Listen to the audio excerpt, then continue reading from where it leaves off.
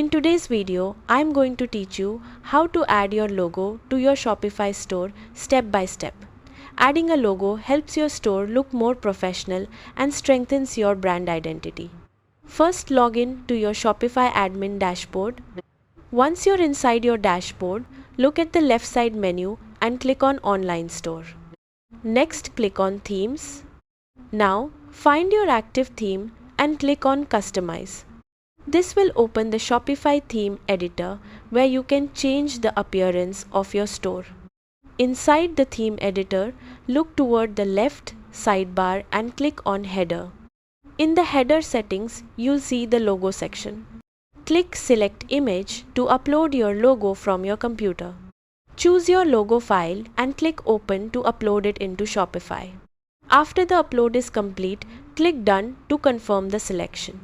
Now, you can adjust the logo width to make your logo larger or smaller depending on your store design. You can also preview how the logo looks on both desktop and mobile using the device icons at the top of the editor. Once everything looks good, click Save at the top right corner.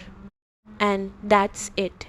You've successfully added your logo to your Shopify store, giving your website a more professional and branded appearance. Thanks for watching and happy selling on Shopify.